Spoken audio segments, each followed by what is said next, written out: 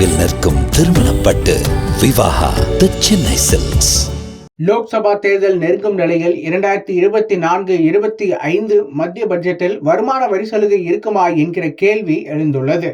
கடந்த பட்ஜெட்டில் செய்யப்பட்ட மாற்றங்களின் அடிப்படையில் புதிய வருமான பிரிவில் உள்ளவர்களுக்கு தனிநபர் வருமான வரி டாக்ஸ் ரூபாய் 7 லட்சம் வரை நிர்ணயம் செய்யப்பட்டிருந்தது.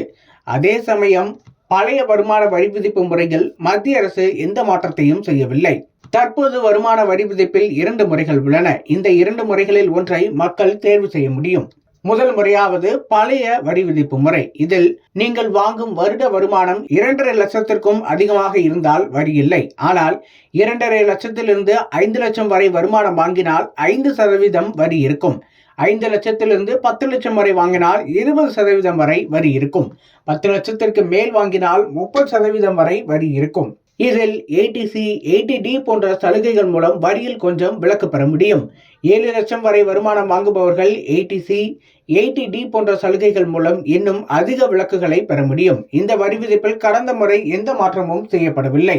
பழைய முறை வேண்டாதவர்கள் புதிய முறையை பின்பற்ற முடியும். புதிய முறைகள் இதில் ஏடிசி, ஏடிடி போன்ற சலுகைகள் மூலம் வரியில் விலக்கு பெற முடியாது. இதில் இன்று மேற்கொள்ளப்பட்ட மாற்றங்களுக்கு முன்பு வரை நீங்கள் வாங்கும் வருட வருமானம் 2.5 லட்சத்திற்கு வரி இல்லை. ஆனால் 2.5 லட்சத்திலிருந்து 5 லட்சம் வரை வருமானம் வாங்கினால் 5% வரை வரி இருக்கும்.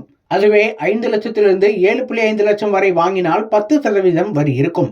7.5 லட்சத்திலிருந்து 10 லட்சம் வரை வாங்கினால் 15% வரி இருக்கும்.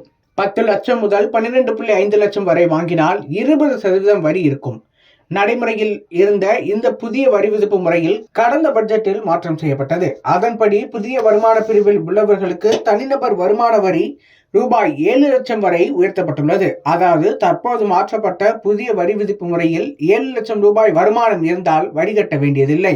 7 லட்சத்திற்கு கீழ் எவ்வளவு வாங்கினாலும் வரி கிடையாது. அதுவே நீங்கள் 7.10 லட்சம் வாங்குகிறீர்கள் என்றால் உங்களின் வருமானத்திற்கு வரி விதிக்கப்படும்.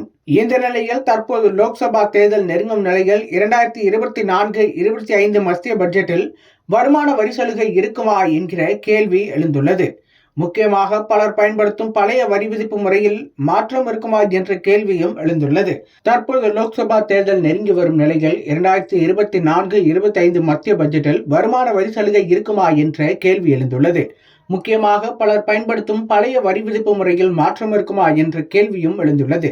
தற்போது 5 லட்சத்திலிருந்து 10 லட்சம் வரை வாங்கினால் 20% வரி விகிதம் உள்ளது.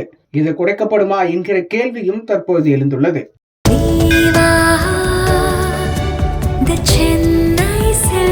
நினைவில் நிற்கும் திருமணப்பட்டு விவாகா தி சென்னை சில்க்ஸ்.